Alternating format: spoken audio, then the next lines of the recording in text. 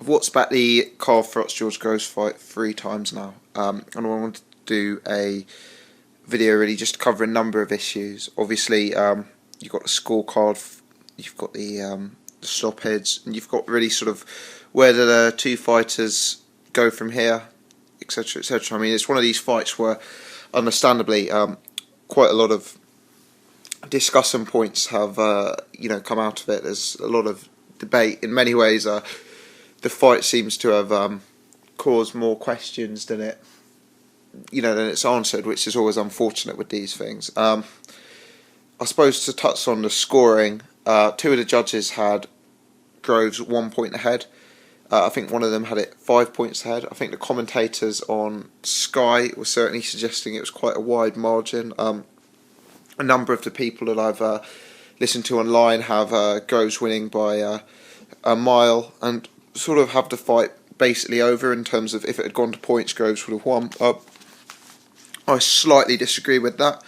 I mean, in terms of my scorecard, I score all of the first 4 rounds to George Groves. Obviously, the first round being a 10-8 round, so after the first 4 rounds, I have George Groves 5 rounds up. I think, realistically, at this point in the fight, after the first 4 rounds, Froch is a notorious slow starter. George Groves started very well. He, when there was no fatigue or anything like that involved in the fight, he showed, in my opinion, a very superior skill set to Froch, and I believe he is a more talented boxer than Froch, having seen this fight. I mean, just to sort of touch on that briefly, the way he controlled the ring, he was, really coming forward. He wasn't. I'd predicted that he may fight quite defensively, like he did against James DeGale, fight on the back foot, but no, he pressed the action. He came forward. He seemed to be a lot quicker than Froch. He controlled the ring. When I say quicker, he had better hand speed than Froch, but he also had better movement. There was a few times Froch lunged in and Groves was just able to kind of wheel and sidestep. He was all-round sort of speed in terms of hand speed, foot speed, movement. He was very elusive, Groves. There were a number of times the crowd was going mental. It was a pro-Froch crowd, and there were a number of times when Froch was landing his trademark sort of whirlwind-style flurries, and the crowd was going mental, but Groves was taking very little. He looked quite defensively sound, and I believe that he was certainly the ring general over the first 4 rounds. Certainly, the other thing in terms of what he offered offensively, his jab looked better than Froch's. It looked like a quicker jab. It also looked like a heavier jab. Froch's jab looked more, like a slap, or like he was just kind of placing it there. Whereas George Groves' jab had intent. It was faster, heavier, harder, whatever you want to call it. In terms of the right hand, Groves seemed to land it at will. It's quite surprising just how many times Groves punched Froch and hit him, in the head area with a right hand. Froch didn't seem to be exhibiting much head movement, much elusiveness, or much defence. I mean, he's always been criticised for carrying that lead hand low, and tonight was the night that he really paid for that. So Froch went down in the first round, as we know. Now, that was a heavy knockdown in my opinion. The way Froch got up, he was a bit all over the place. This is something that hasn't been covered quite regularly, but I'm not saying the referee should have stopped Froch at that point, because I don't think he should have done, but Froch was very, very lucky that happened with a mere few seconds left in the round. Had that round gone on for another 20, 30 seconds, I'd have backed Groves to have secured the stoppage, because obviously Froch got back up. He was very, very, weak on his legs. He was a bit all over the place, doing a bit of a crazy dance, and he ran straight back in to engage fully. And even though there was only, a few seconds left in the round, I think he took 2 more heavy right-hand shots to the jaw. I mean, had that gone on for another 20, 30 seconds, if Groves had been able to keep landing that right hand as freely as he was doing, I really think he could have knocked out Froch in the first round. So, after 4 rounds, I had it very, very dominant to George Groves. He looked like a much bigger puncher. He looked much more sound defensively.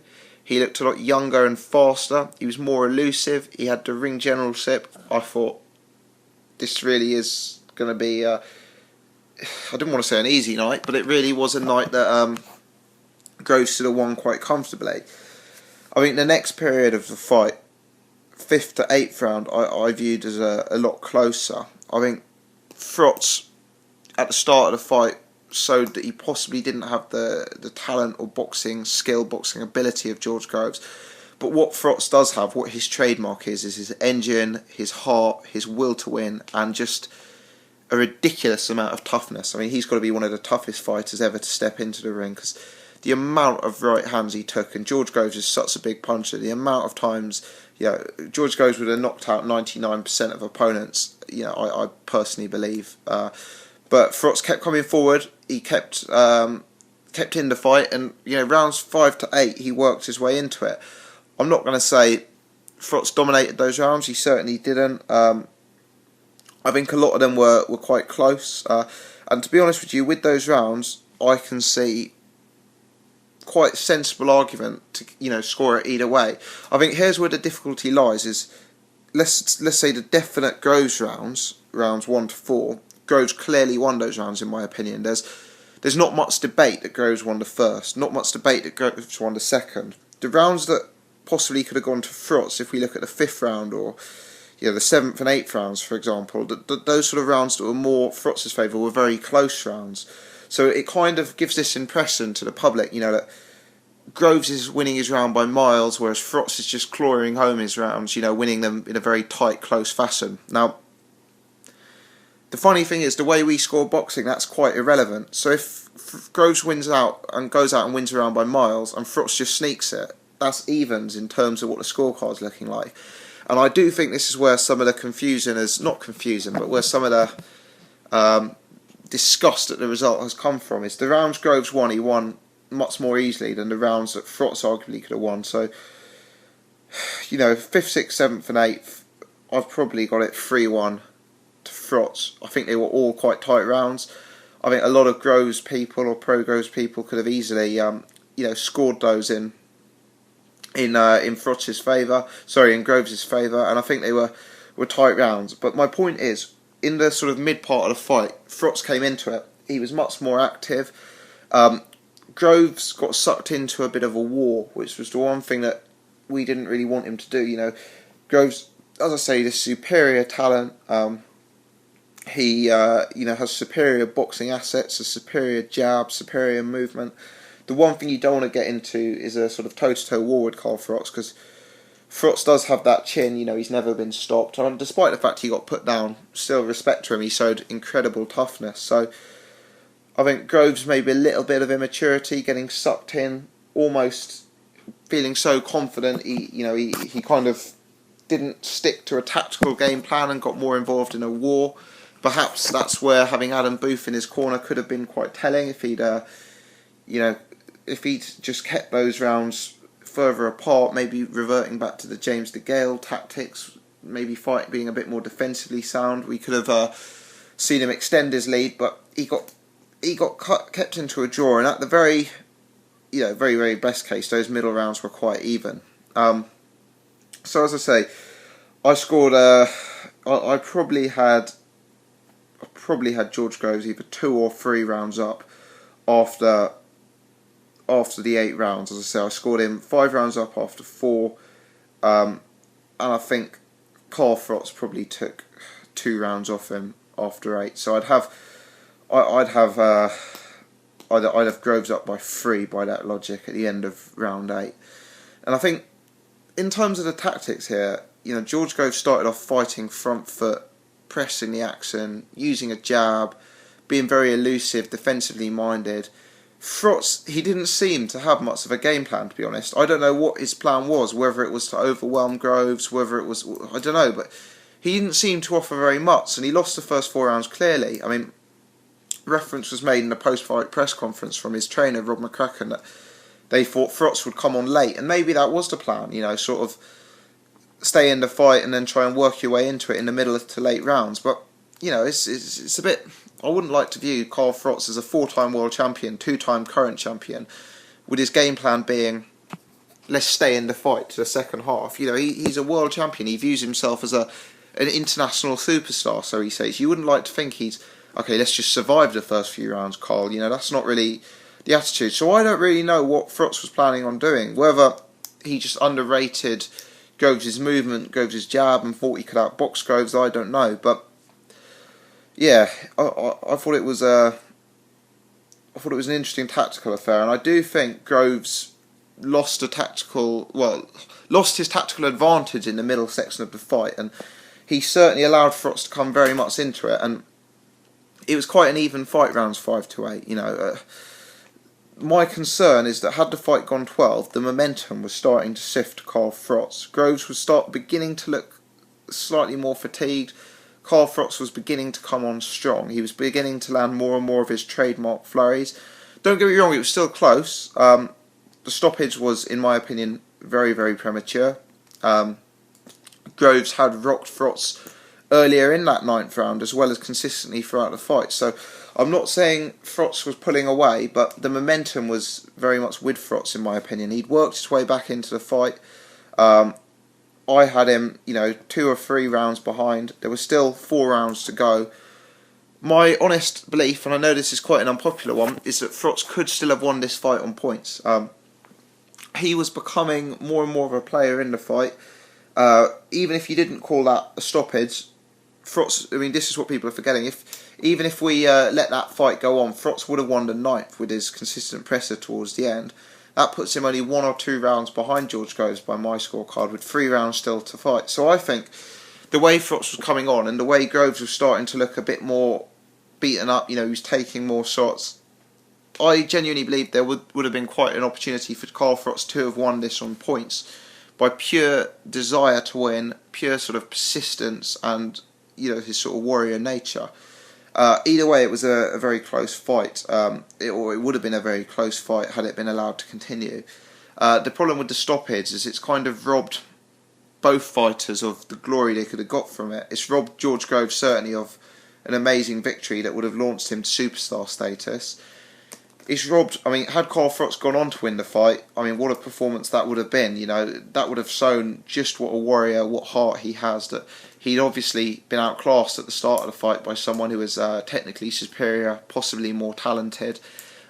Yet he had the determination, the will to win, and the sort of toughness to come through and win the fight. So I think the stoppage one, has robbed both fighters. I think, realistically, it's very hard. I'm going to sit on the fence as to what would have happened had the fight continued. I don't think Groves would have knocked out Froch. I think Froch was coming in strong. I think it could have been a very close points decision.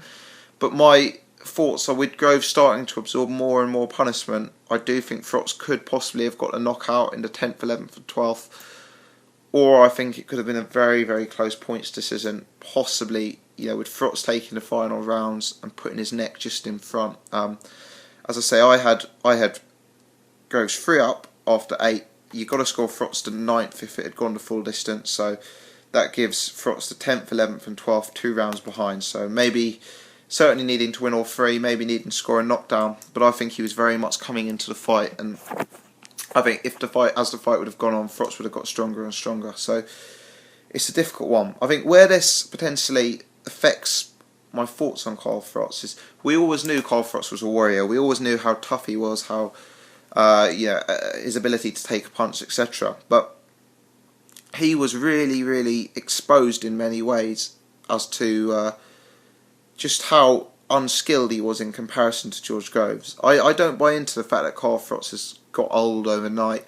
I think it's more to do with the fact that Groves is a very, very skilled and underrated opponent going into this fight, and Froch's comparative, and I say comparative, I mean comparative compared to George Groves, his comparative lack of hand speed, lack of elusiveness, lack of movement, and also at times lack of punching power, is...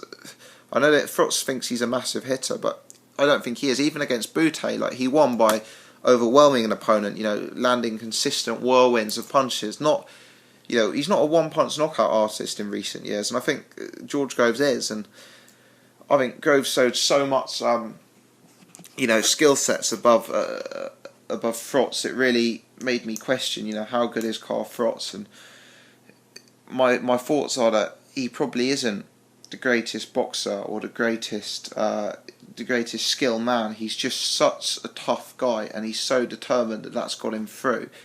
And it does seem to be against these, very fast, very technical, gifted young opponents, the likes of Andre Ward, Jermaine Taylor, Dirrell, Groves. This younger opponent with a sort of good skill set, good amateur pedigree. These sort of opponents he struggled against.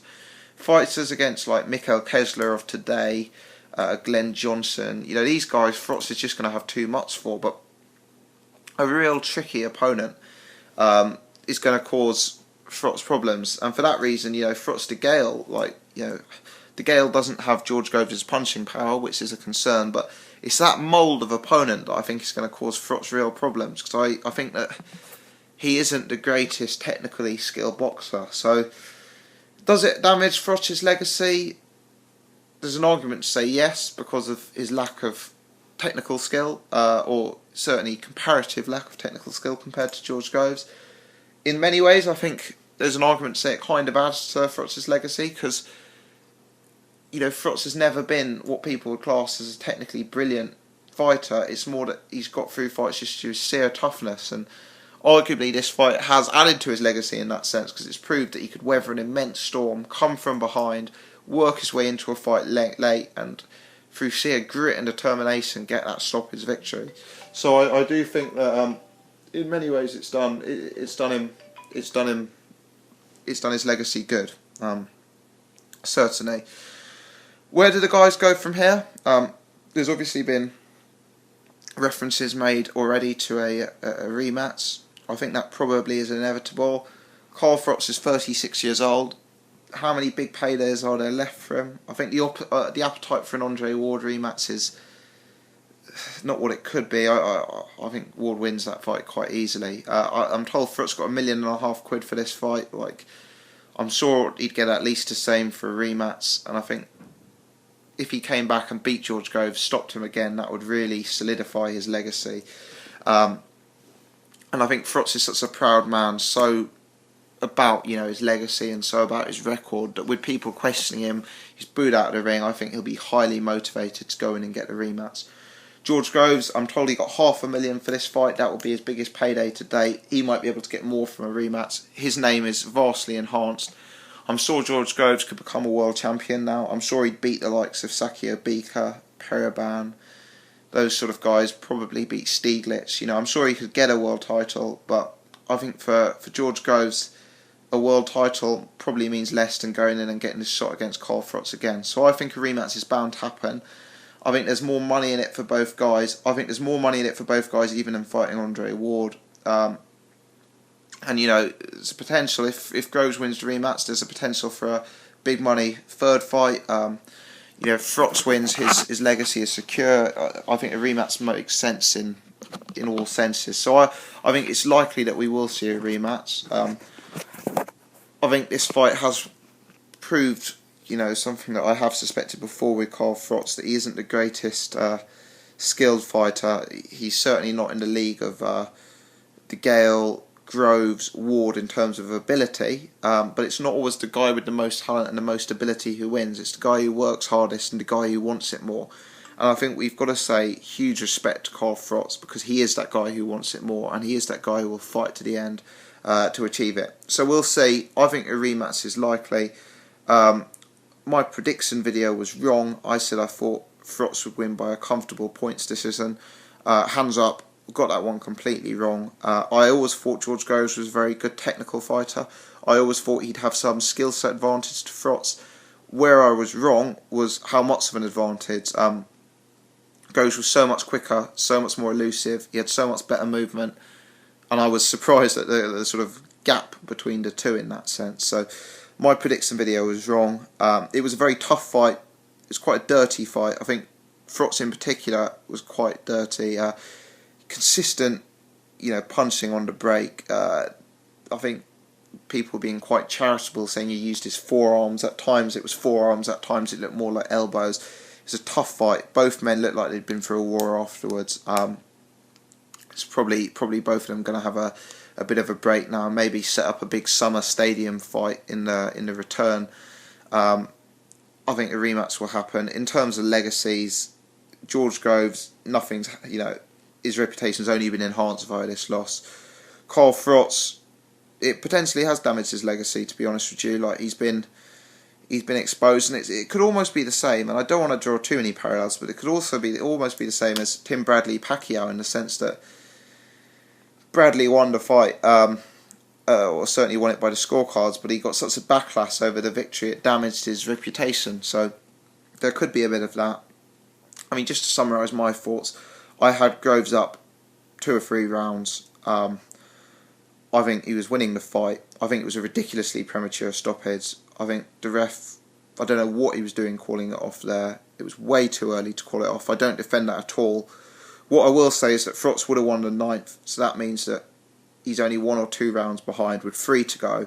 Froch was coming on strong. I would not rule out, had this gone 12, a Froch point win. I think Groves was starting to get fatigued. He was starting to take punishment.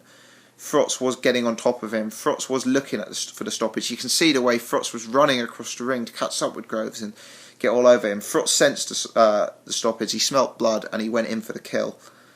I think rounds 10, 11 and 12, had they been allowed to continue, momentum was shifting Froch's way. I think Froch could easily have got a knockdown, which would have made a points win even more viable, or could have got a stoppage. My honest instincts, had the fight gone 12, it would have probably been either a draw or a Froch win.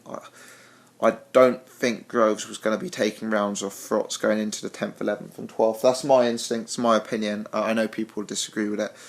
But we'll see. What I will say is fair play to George Groves. He's been involved in a great fight, superb fight, and we shouldn't forget that given the controversy.